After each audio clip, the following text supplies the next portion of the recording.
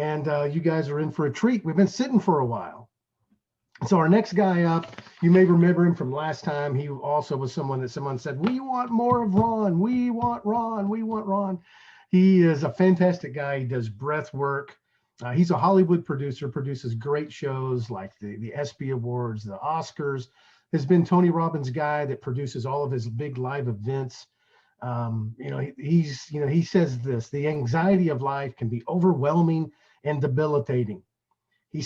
Ron said, after studying nutrition, wellness, and many alternative modalities over the years, he has dedicated his life to serving others, bringing his experience, focus, and compassion to gently guide students live a fuller, stress-free life, to guide students to significantly manage their stress in a healthy way. Ron's built a premier business supplying production equipment to the Olympics, Star Wars, American Idol, Jimmy Kimmel, the Grammys, Tony Robbins. It goes on and on and on, guys. If you've seen it on TV or in movies, probably was Ron Company that did it. He's accumulated critical success and awards for technical Emmy Awards for visual display and design. He loves sports. He's a surfer. He's a husband. He's a father. But Ron's passion, he's got so much of it. He's put into this idea of breath work and how to change your life, detoxify yourself, just take your life to a next level. He lives in LA and does this fantastic work, like with guys like James Nestor, Wim Hof. His topic that he'll talk to us about in a little while is called "It's All About in the Breath." But I've asked Ron to do a little something extra with us today.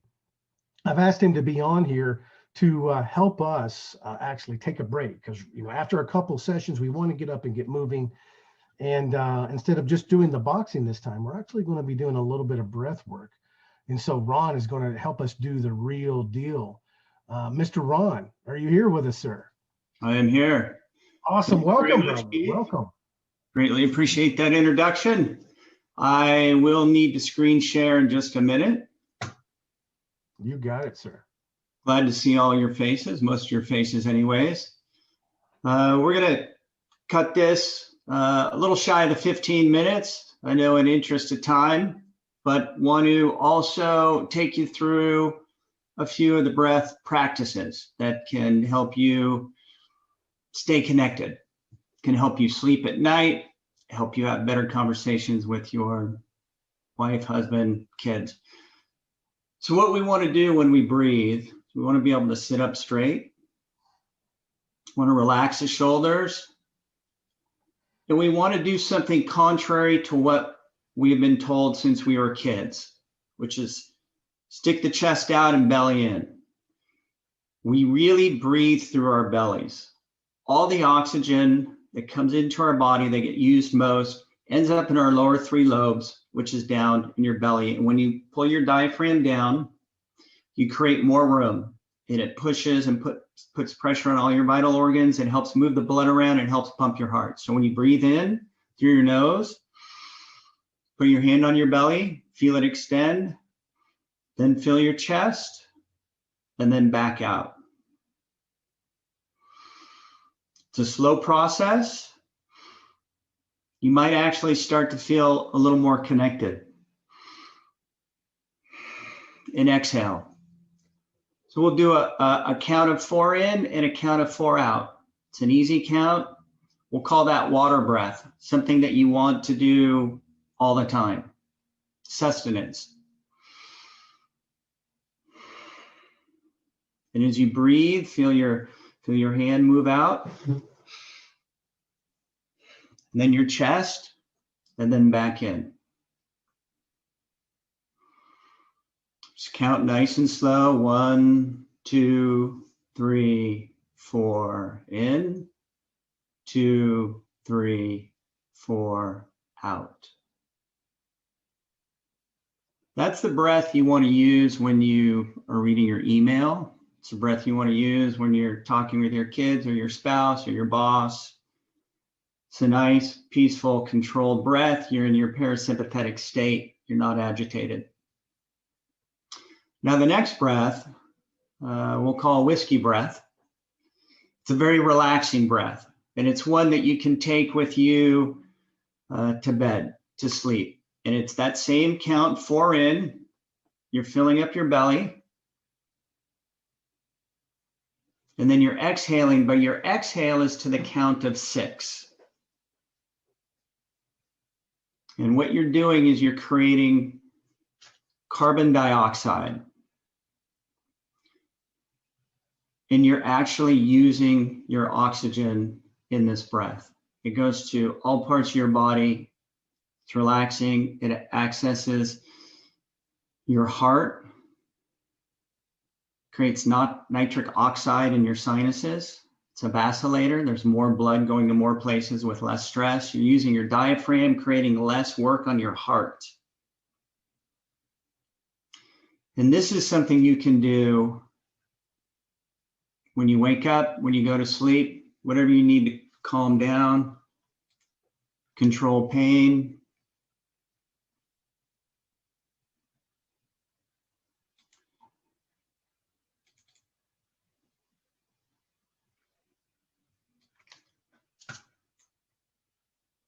You able to see this, Keith? Great. Nothing on the screen yet. Oh, It says you started screen sharing. Double click to enter full screen mode, but we don't see an actual, at least I do not see an actual screen. Okay. Try this one more time.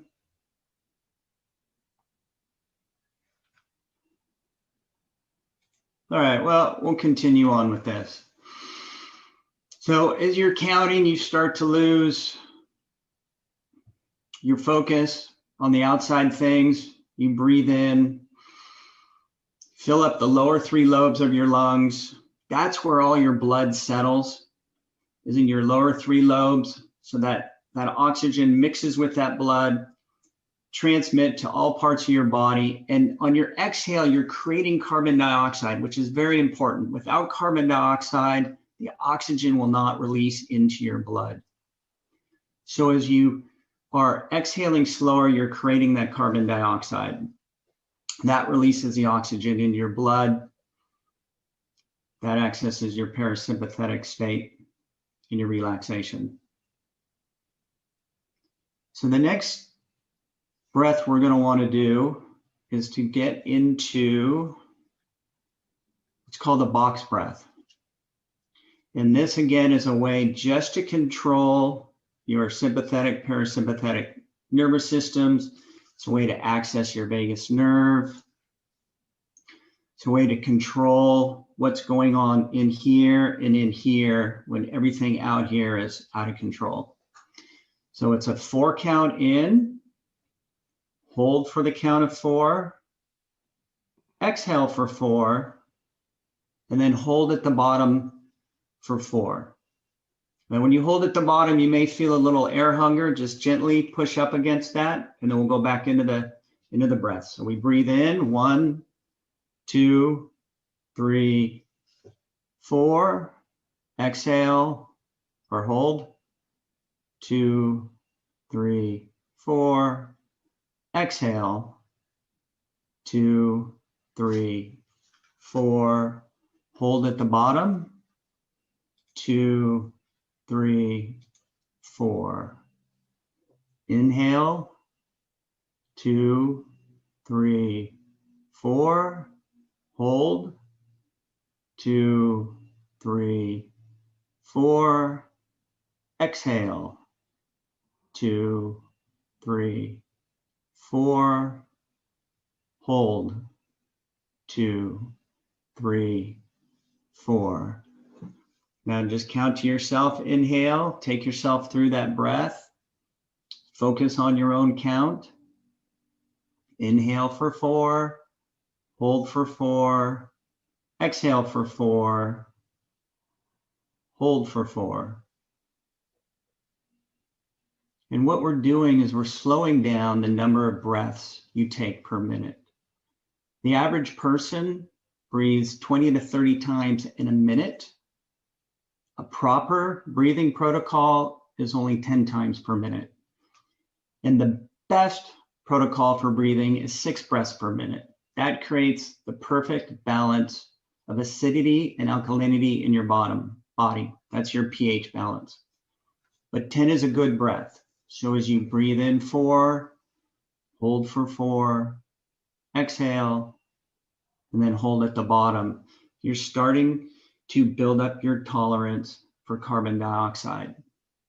And when we typically breathe and we're reading email, our jaws slack, our mouth is open, and we literally will stop breathing while reading email. It's a new affliction that has been identified and is now part of the psychiatric and psychology addiction group of dysfunctions.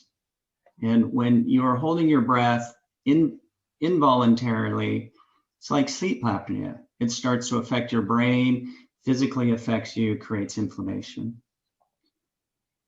So we continue this breath, something you can also do at night. And go back to just your normal 4-4 breathing. And we'll do one more breath. This one is called coffee. It's a good thing to do before training, before sports. It's a good thing to do after a nice 5-10 minute break here. It accesses your amygdala. You can generate a little bit of adrenaline. And it's, again, shoulders back, sitting up straight.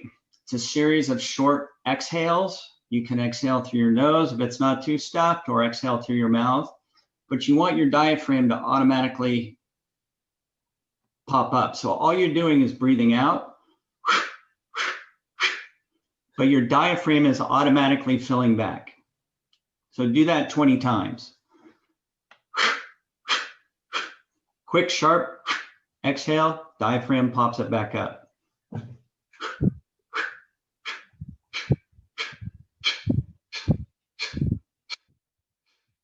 Start to feel a little energy return to your body. Start to feel the blood flow a little bit faster. Heart rate pumps a little bit faster.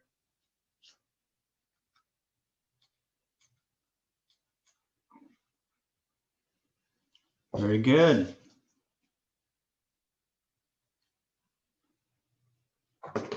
All right. How's that for time, Keith?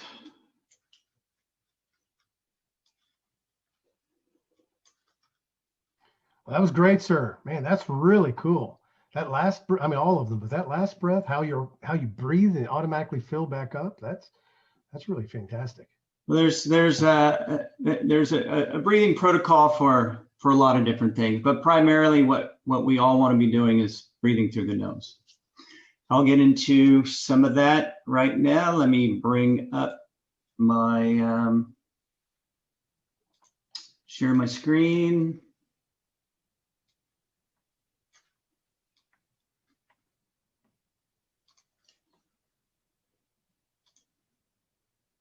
How about that, Keith? Can you see that? No, sir. How about now? Yes, we got you. Awesome. All right, I'm gonna start off with how I got into this breath work. Or will I? Transition, please. There we go. I climbed Kilimanjaro. I had no idea what I was doing, but I knew I had to breathe. I'm allergic to Diamox, the sulfur. I have a reaction. My buddy took the Diamox, and the advice I was given was to breathe slow and to breathe through my nose. They told me that the athletes and the jocks are the ones that don't make it. The ones that try and power through it, force their way up to the top, it's not something you can muscle through. And I had a great experience, absolutely great. I took it slow, I breathed through my nose. I had no idea what the science was behind it, but it worked. And I swore on my way down that I would never, ever, ever go back there again, ever. It was painful. And then there's my oldest child. So 3 years later, he's about to graduate high school. He's 17. And I say, get in a car, go drive cross country, go backpack through Europe, do something with a rite of passage. And that picture right there is how he reacted in silence and in his video game. And as we talked about it earlier, controlling your agitation, well, I didn't. And I quoted Hunter S. Thompson. I said, a man who procrastinates in his choosing will inevitably have his choice made for him by circumstance. So I said, Luke, you and I are going back to Kilimanjaro and you're going to climb it. And he screamed and his brother was laughing. And I told his brother, you're going too. It's the last time I'm going up. And so here we are, 15,500 feet. I swore I would never go back, ever. And they did really well. But as you can see, the 4 of them in this picture left without me, because you can't always choose your chaos, can you? And what happened is I have 3 bulging discs. This is a picture of my spine. It's got a gnarly curve in it, and you can see parts of it are much narrower than others. And so at 15,500 feet, my back went out. And my 2 boys, 15 and 17, went off with the 2 gentlemen you saw in that picture. And the pain was unbearable. So that was my second lesson in breathing. And you've all heard, breathe through it, breathe through the pain. Well, there's a lot of truth to that. And the truth is backed with science. And I breathed through it. 2 weeks prior to that, Martina Navratilova was flown by a helicopter off the mountain. Her brain started to swell. And it was the breathing and the altitude.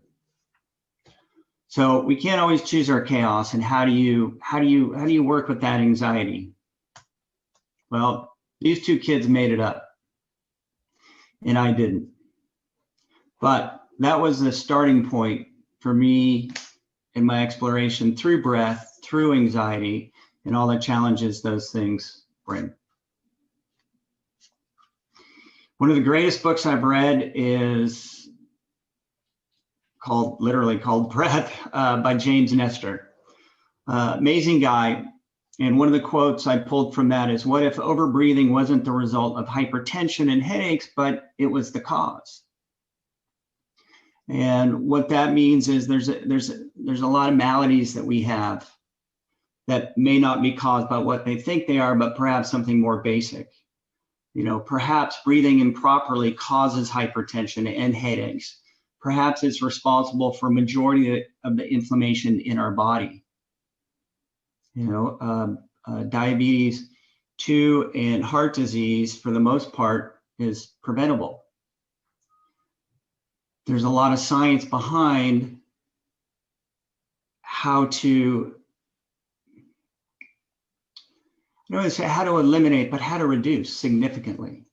One of the big indicators for me was Kilimanjaro.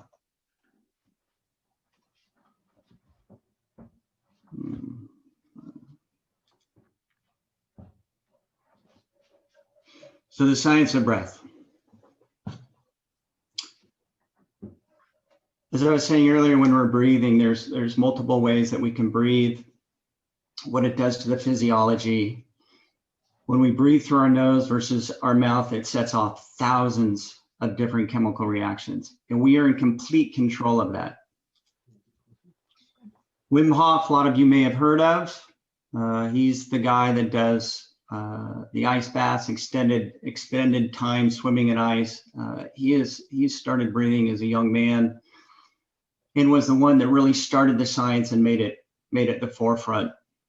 And one of the quotes that I like the most from this book is, in the absence of environmental stress, the things we have built to make our lives easier have actually made us weaker.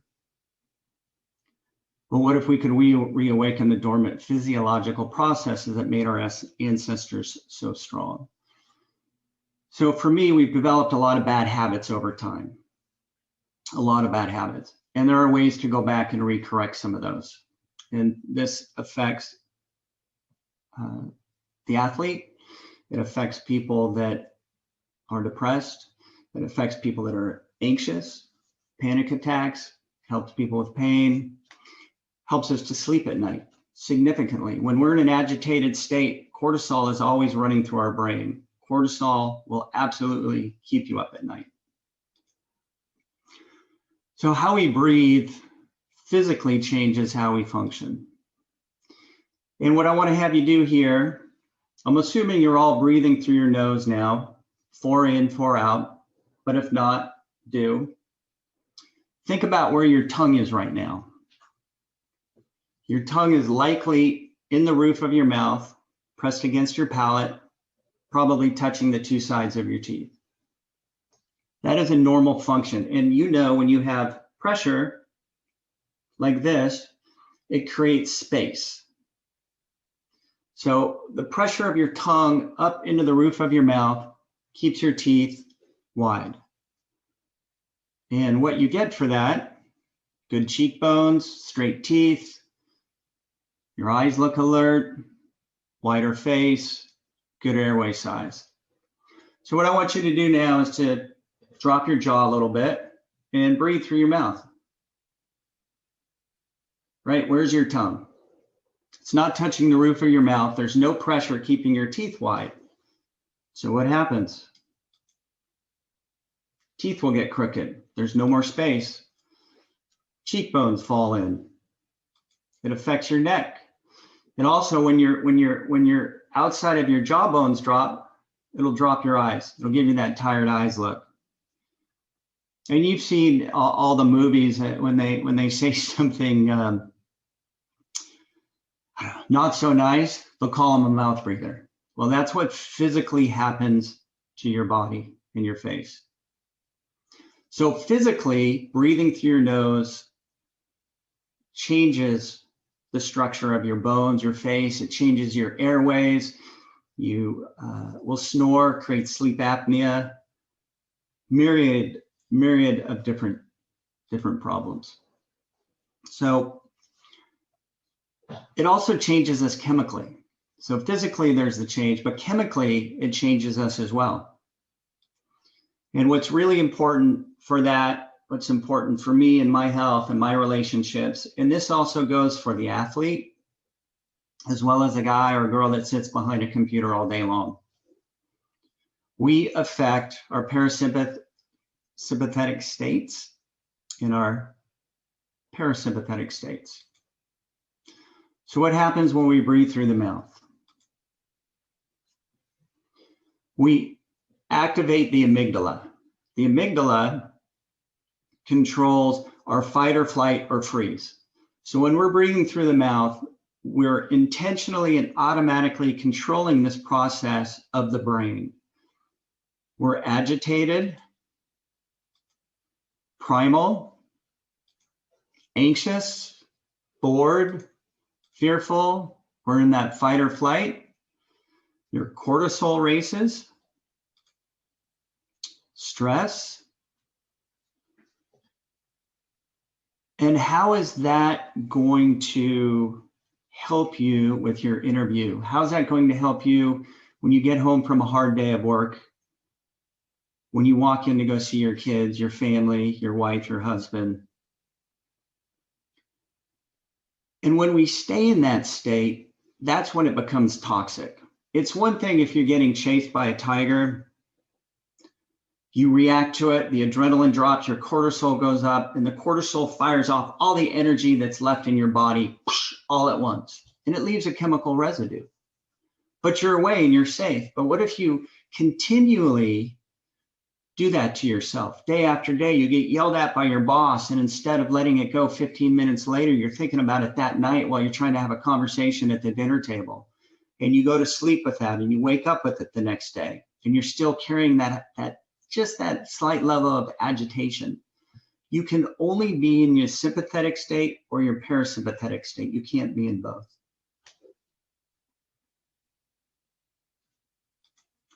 So what happens when we breathe nasally? right? You start to release oxytocin. It's your feel-good chemical. When you breathe through your nose, it goes into your sinus cavity. There it mixes with nitric oxide. Nitric oxide is a vacillator. It will enlarge your capillaries, your veins, your arteries, everything. And we have enough of those to circle the planet twice. And it creates a wider pipe. And you know, when there's a wider pipe, there's less friction. Things are going to move easier. It's less stressful on your heart. It is also a bacteria and a virus killer when you breathe through your nose. That's what it's for. You control the pressure of your breath. It warms up here, and by the time it gets to your lungs, it's 98 degrees. Your lungs have no stress. And what I was saying earlier, when you breathe through your nose, it also activates the center up here. So you're filling your heart with more blood. And when your heart fills with more blood, it activates the brain, and you calm down. It's a powerful feeling. You mix the blood into your belly. That's where all the blood falls. While you're sitting here, you have 5 lobes, 2 up here, 3 down here. All the blood settles there, mixes with the oxygen, goes out into your body, and releases. But it only releases if you have carbon dioxide. And that only happens if you're running or sprinting, or you're breathing through your nose. You're creating less inhale than exhale. Helps you to be present. More oxygen being released into the body, more healing, more nutrients. It's a peaceful feeling.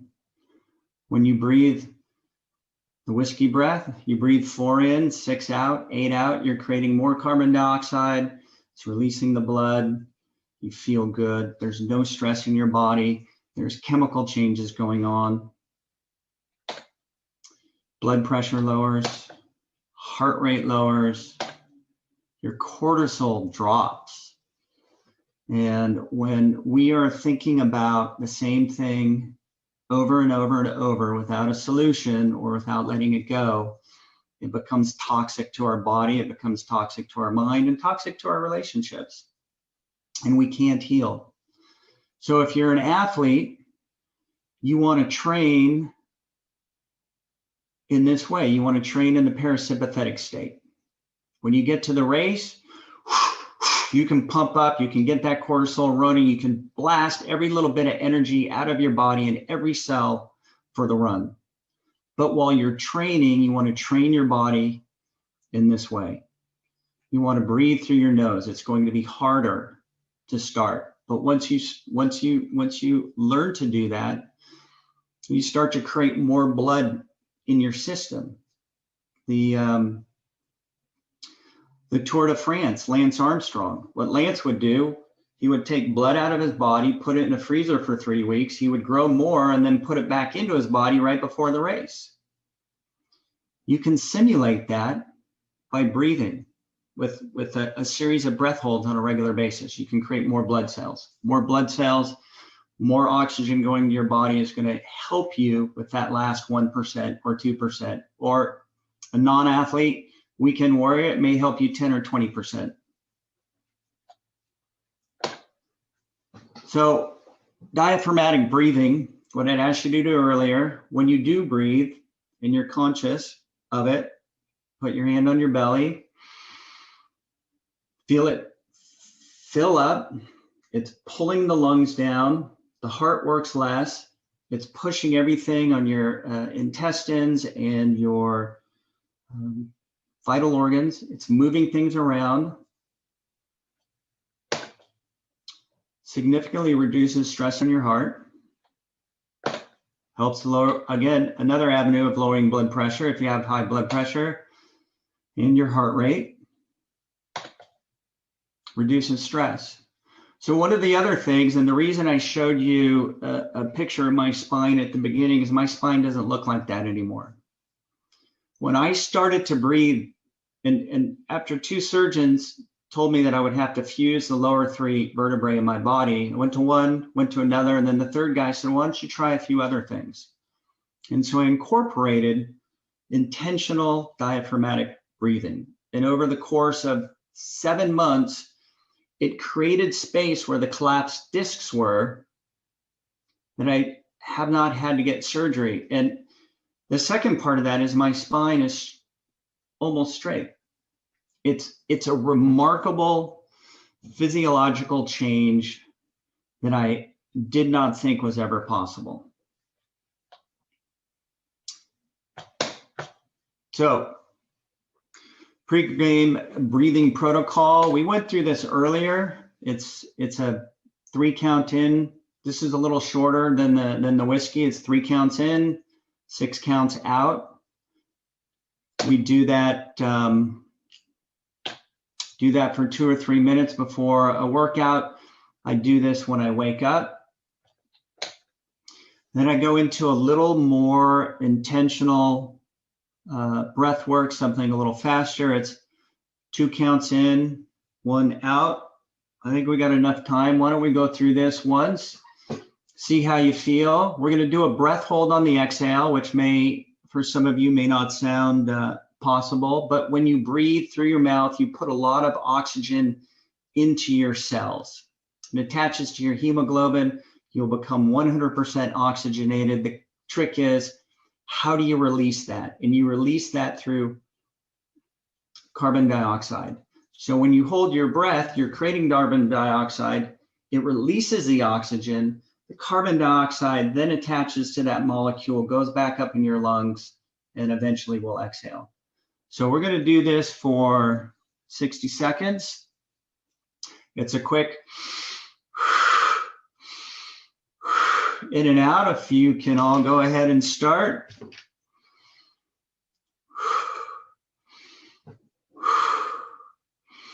So feel your belly fill up. Exhale. You might feel a little bit dizzy. Your lips might tingle a little bit.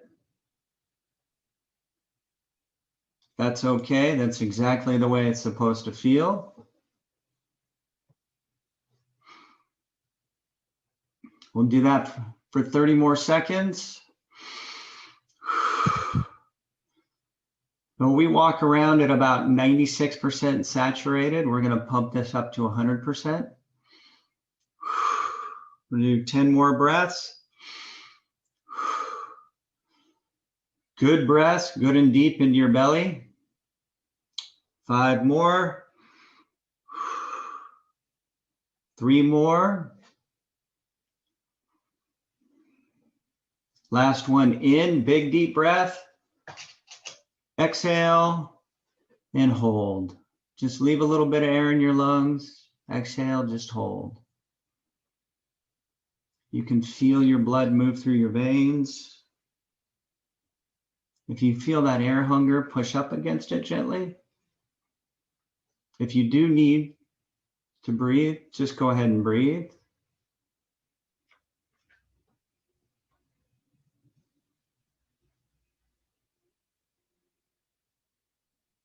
And in 5, 4, 3, 2, 1, inhale and hold.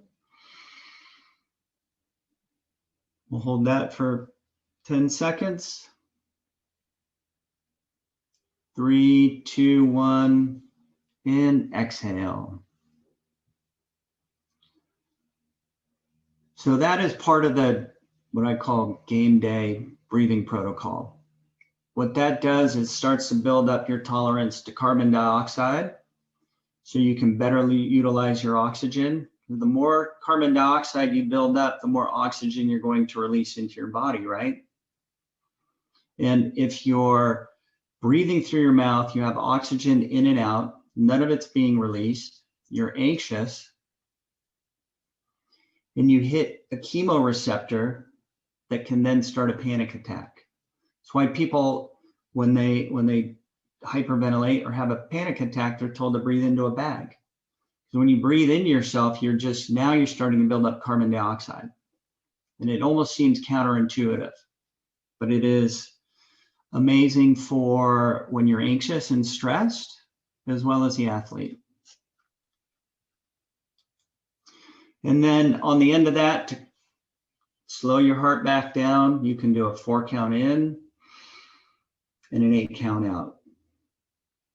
So the breath hold, do that 3 times in between. Whole thing takes less than 10 minutes and you're good to go.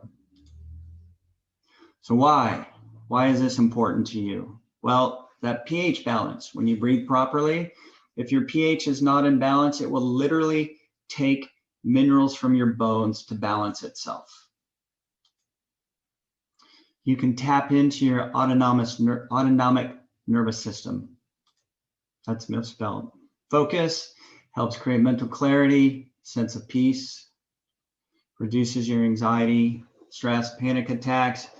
It will literally reduce inflammation. Inflammation happens prior to virtually every known disease. Nitric oxide will stop bacteria growth and viruses. Increase your lung volume. Hey, that's great, especially if you're an athlete. Improve your performance, absolutely.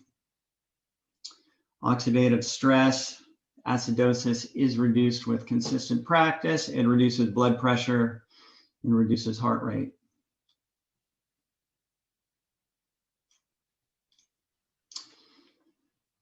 Breath allows for space. When you're in a peaceful place, you're able to make a better decision, a quality decision. I know for me, I'm able to be more present, conscientious, attentive, and I sleep. I've got a friend on. I've got a friend here, and I'll finish with this. Good friend of mine, Jeff Broadway. He was shot in his driveway in December. And 4 days later, he gave me a call and he said, "Hey, man, I don't think I'm going to make it. I just want to call and tell you I love you." And he had died twice in the hospital over those 4 days. He came home about a month ago. He was in for 2.5 months. And we were just chatting and he was telling me about his sleep. And I said, "Hey, man, let's breathe together." He's like, "What's that?" And so we started to go through this breathing protocol, just what we went through there. And he calls me the next day and he goes, "Man," he goes, "I haven't slept for more than 3 hours in 2 months." He goes, "Last night I slept for 9 hours." And it literally changes the chemistry in your body and your brain. It's not voodoo guru, but it allowed him to have a sleepful night. And so we've done that about every other night for the last month and a half. And he does it on his own. And I don't, I think he's had a good night's sleep most every night. And he took it on his own as they lift him out of his bed in this crane into his wheelchair. The pain is extraordinary. And he called me up and he goes, "Hey, man," he goes, "you got to give me some more of that shit." He goes, "I used that for the pain and it worked." He goes, that was 10 minutes of my life without pain, and all I've had is pain every day." And it's just a remarkable, it's a remarkable story of what it can do. So I thank you all for your time, and we'll open it up for questions. Hey guys, fantastic. First, let's hear it for Ron.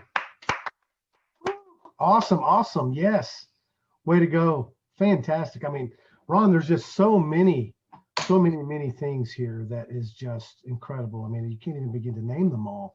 Just the benefits, your own story, the story of your friend. You know, you've seen me show me pictures of him. The guy was just washing his car and gets gunned down, and how it's transformed him, the way it helps addicts. I mean, addicted, whether it's food or drugs. I mean, it's just profound. It really is. But you guys, if you have any questions, please pour them in. One of the things that I would ask is, how can we get more of this? Just like your buddy wanted to know, how can we get more of this stuff, man? It's really great. Someone from Epic Experiences asked, "What's the name of this breathing exercise?" Specifically, I guess he means the one you just did. I think everybody's got its own name for it. Breath hold. Call it a breath hold. Call it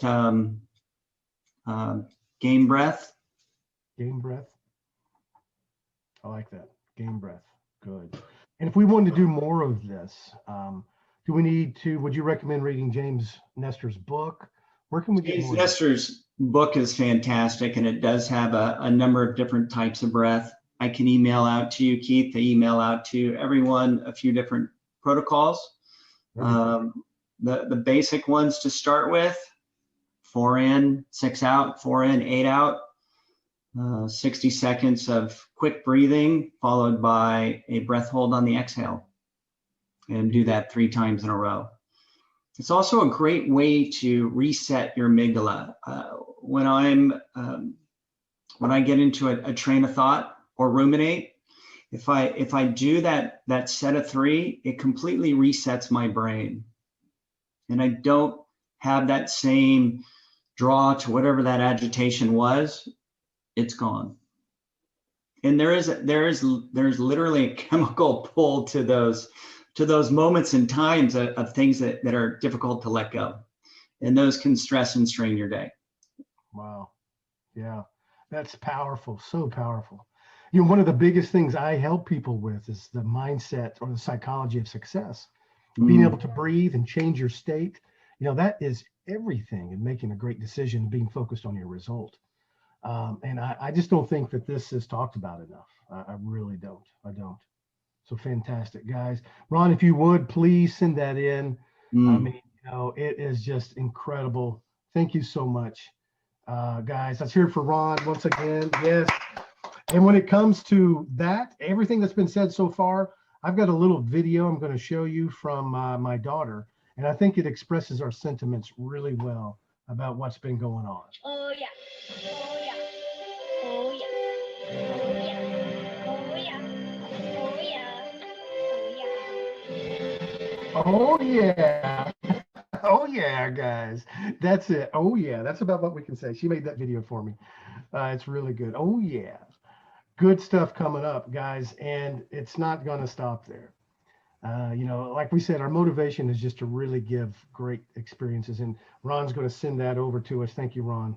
I get the privilege of coaching with Ron regularly, weekly. And I learned so much from him and all of the